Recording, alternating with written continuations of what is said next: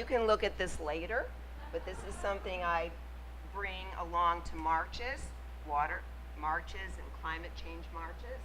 And I can tell you also where I got it. Well, the artwork is, should I take credit? Mine, more or less.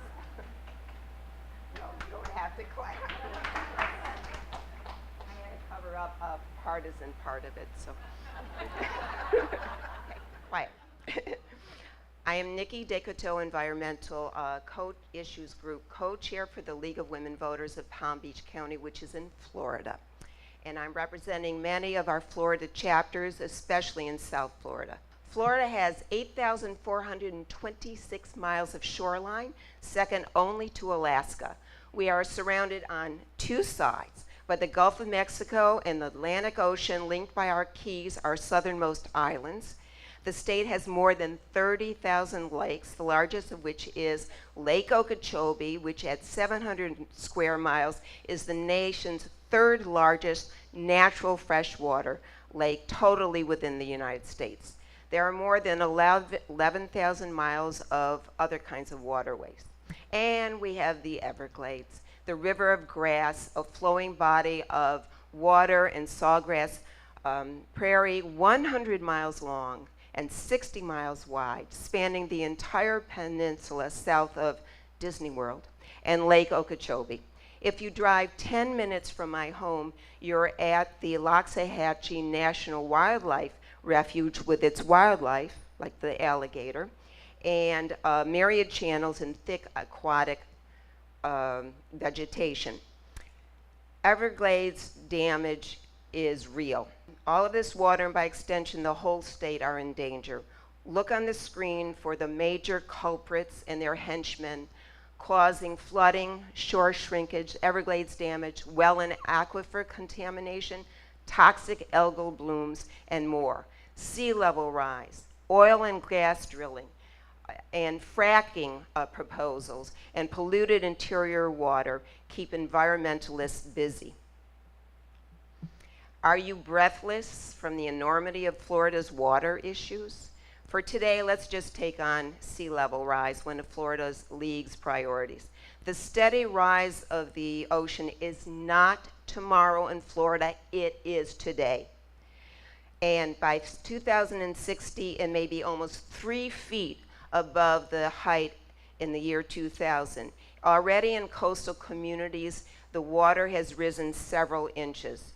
Now, several inches may not seem like a lot to you, but in Key West, Naples, or my city of Boynton Beach, where we are at 3 feet above sea level, and Miami Beach at 2 to 4 feet, those inches mean flooding every fall king tide. Even with the sun shining, we do not need a hurricane to flood. In fact, in 2016, an octopus was found floating in a Miami Beach parking garage. It moved by itself. Under the Everglades are aquifers providing water to 1 in 3 Floridians. They are suffering from saltwater intrusion because of long existing drainage and flood control systems, agricultural irrigation using up our precious water, farm and residential development right up to the edge of the glades, and cross-state roads, all of which reduce fresh water flow in the Everglades to Florida Bay. The sea comes in where there is no fresh water to hold it back. I guess this is the next one? Thanks. The Comprehensive Everglades Restoration Plan was originally approved in 2000 as a part of the Water Resources Development Act. Here is the current federal and state-approved strategy to restore freshwater flow and to slow down saltwater intrusion. It is supported by our state league and its chapters. We went to Tallahassee and we talked to our delegations about it. Last year, through our advocacy and that of the environmental organizations, the legislature and our climate change denying governor approved SB 10 mandating and funding the EAA storage reservoir and stormwater treatment area south of Lake Okeechobee. This water will move south, increasing the flow, retarding saltwater intrusion, and limiting toxic algal blooms. Our league chapters are involved in educating about climate change, sea level rise, and resilience. We make presentations to municipalities, residents, schools, and the like, inviting panels of experts to share their knowledge as to what we can and should do.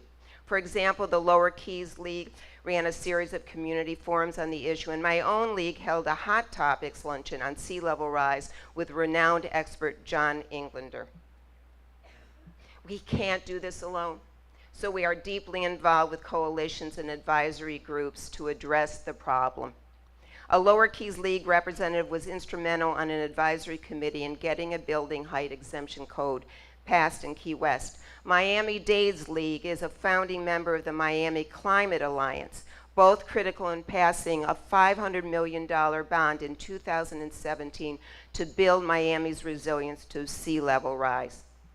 Perhaps the powerhouse of these coalitions, also supported by the League, is the Southeast Florida Regional Compact, Climate Change Compact, created in 2010 to coordinate climate action plans over 4 South Florida counties.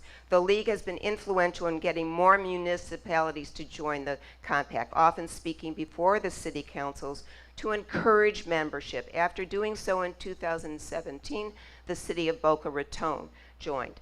Obviously, we are fighting against the tide, both figuratively and literally. Our accomplishments so far are limited, but growing. Sea level rise cannot be stopped. But the League will continue with its partners to educate, to advocate, and to develop means of adaptation and resilience in order that Florida can be our home at least for the next decades. Thank you.